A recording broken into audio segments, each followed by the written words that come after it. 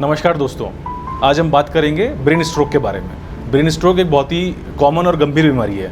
जैसे कि हम बात करें तो हर ऑल्टरनेट सेकंड दुनिया में किसी न किसी को स्ट्रोक होता है और हर 6 सेकंड में किसी न किसी की जान जाती है स्ट्रोक से। और इंडिया की बात करेंगे तो हर 24 घंटे में 3 से 4 हज़ार लोगों की जान जाती है स्ट्रोक से। स्ट्रोक दो तरीके के होते हैं, एक खून की नस को ब्लॉक होने से स्ट्रोक होना और एक खून की नस के फटने से स्ट्रोक होना। तो इस चीज़ को हमको समझना होगा।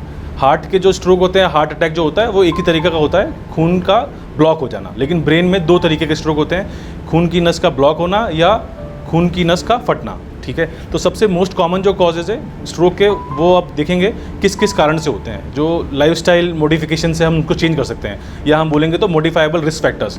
सबसे इंपॉर्टेंट चीज़ है ब्लड प्रेशर, हमारा ब्लड प्रेशर ज़्यादा होना। दूसरा शुगर, डायबिटीज़। तीसरी चीज़ स्मोकिंग या हमारी लाइफस्टाइल जैसे कि ओबेसिटी।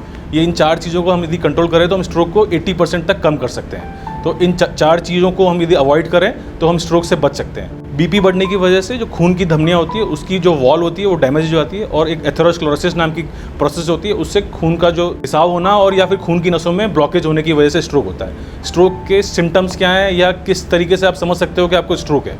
तो 2 तरीके, जैसे मैंने स्ट्रोक बताया आपको। यदि खून की नस में ब्लॉक हो गया है तो कुछ दिमाग का एक जो हिस्सा है वो डैमेज हो जाएगा, तो जो फंक्शन होगा उसका वो उस पर डैमेज हो जाएगा। जैसे कि चेहरे का टेढ़ापन होना, आवाज़ का बदलाव होना, हाथ या पाँव की कमजोरी होना। तो इन सब चीज़ों से हम समझ सकते हैं कि हमको स्ट्रोक हुआ है, तो हमको तुरंत किसी स्ट्रोक रेडी हॉस्पिटल में जाना है जहाँ पे हमारा इलाज हो सकता है। स्ट्रोक का इलाज घर पे या प्राइमरी हेल्थ सेंटर पे नहीं हो सकता, इसलिए आपको किसी ऐसे सेंटर में जाना है जहाँ पे स्ट्रोक रेडी हॉस्पिटल हो, जहाँ पे आपको सिटी स्कैन, MRI या न्यूरो फिजिशियन, न्यूरो सर्जन या इंटरवेंशन न्यूरोलॉजिस्ट आपको अवेलेबल हो।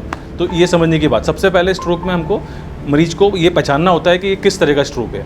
ये इस्चेमिक स्ट्रोक है या ये हेमरेजिक स्ट्रोक है। जैसे मैंने आपको बताया, खून रुका है या खून निकल आया है, तो इन दोनों ही स्थिति में इलाज अलग अलग तरीके से होता है। तो इसको हमको जांच करने के लिए सबसे पहले मरीज की MRI या CT स्कैन कराना होता है। तो इन दोनों का इलाज वहीं से अलग अलग हो जाता है। यदि खून का रुका है यदि नली में, तो हमको उसको, यदि मरीज 4.5 घंटे के अंदर अंदर आता है तो हमको उसको न्यूरोलॉजिस्ट जो होते हैं हमारे, वो उसको थ्रोम्बोलाइसिस या मैकेनिकल थ्रोम्बेक्टोमी के थ्रू उसको ठीक कर देते हैं। आप समझिए कि बात को, यदि हम किसी दिमाग के हिस्से में खून की सप्लाई रुक गई है और हमने उस नली को खोल के वापस खून की सप्लाई कर दिए तो मरीज वापस पहले जैसा हो सकता है। काफ़ी चांसेस हैं। यदि हमने टाइम निकाल दिया या हम सही समय से अस्पताल नहीं पहुँचे तो ये सब चीज़ें इरिवर्सिबल हो जाती है।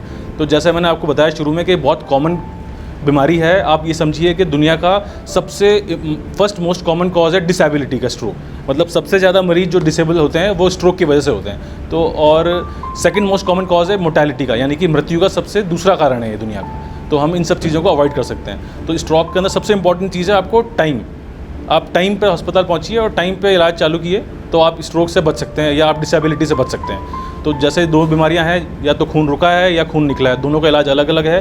तो वो आपका MRI या CT स्कैन कराने में पता लगता है। और टाइमली यदि आप इन सब चीज़ों से इंटरवेन हो, या जो आपका यदि खून निकला है तो उसका ऑपरेशन के दौरान खून निकाल के, या यदि खून रुक गया है तो हम उसको दवाइयों के थ्रू या फिर तार के जरिए जो ब्लॉक है उसको निकाल कर उसको ठीक कर सकते हैं। तो मेरा आपको यही सलाह है कि आप इस चीज़ को सबसे पहले सही समय पर समझिए और टाइम पे इसका इलाज कीजिए, तो आप इस डिसेबिलिटी से बच सकते हैं। नमस्कार।